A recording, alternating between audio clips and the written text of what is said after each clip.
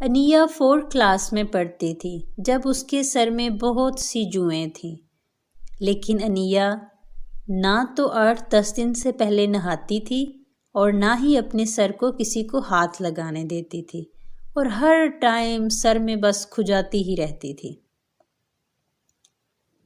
انیا کی دادی جان کو انیا کی بہت فکر رہتی تھی کہ آخر اس کی جوئیں کب ختم ہوں گی۔ اے خدایا، یہ لڑکی کسی کی نہیں سنتی۔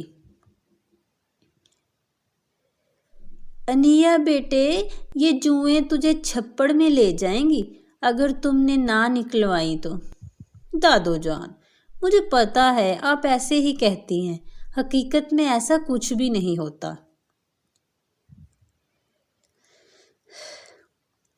ایسے ہی سال گزرتے گئے۔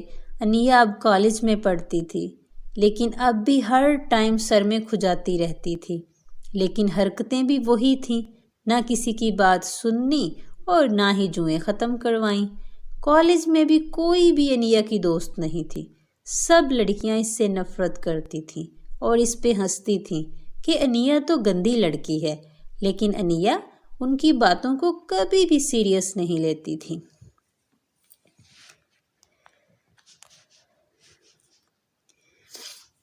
بہو رانی، کیا گھر کے سب سوچے مجھے ہی ہیں؟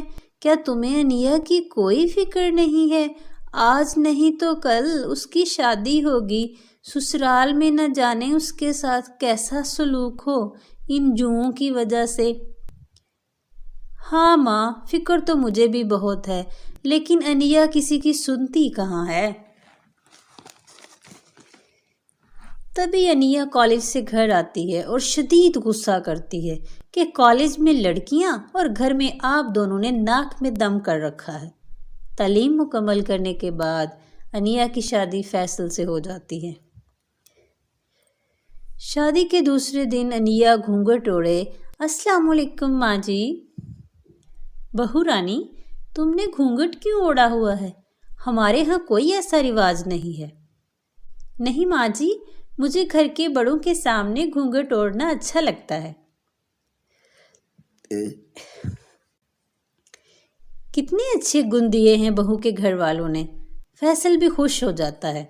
جب فیصل نوکری پہ چلا جاتا ہے تو انیا آرام سے اپنے بیڈ پہ بیٹھ کے گھونگھٹ اتار کے اپنے سر میں خوب کھجاتی ہے۔ کچھ دنوں بعد فیصل، ماں، میرے سر میں بہت خارش ہو رہی ہے، ایسے لگتا ہے جیسے جوئیں پڑ گئی ہیں۔ ارے بیٹا، لیکن ہمارے گھر میں تو کسی کے سر میں جوئیں نہیں ہیں، تو پھر تمہارے سر میں جوئیں کہاں سے آئیں؟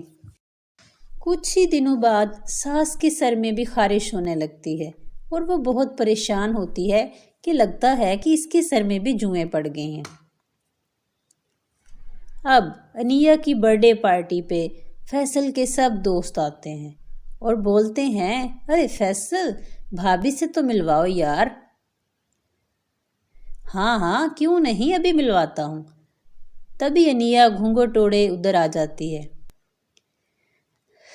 انیا ڈیئر، آج تو گھونگھٹ اتار دیتی۔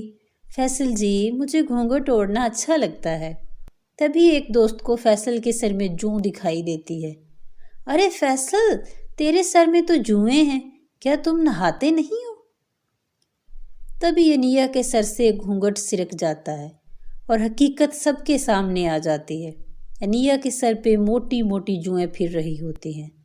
فیصل کے سبھی دوست ہنسنے لگتے ہیں اور فیصل کا بہت مذاق اڑاتے ہیں کہ یہ دونوں میاں بیوی تو گندے ہیں، لگتا نہاتے ہی نہیں ہیں، چلو چلو ہم نہیں کھانا کھاتے جوؤں والے گھر سے۔ اتنا بول کے وہ سب لوگ وہاں سے چلے جاتے ہیں۔ فیصل کو انیا پہ بہت غصہ آتا ہے۔ انیا بہت روتی ہے اور کہتی ہے کہ میں آپ کو یہ سب کچھ بتانے ہی والی تھی۔ انیا کی ساس انیا کی ماں کو کال کر کے بلاتی ہے کہ آپ نے اپنی جوؤں والی بیٹی ہمیں دے دی، آپ نے ہمارے ساتھ دھوکہ کیا ہے۔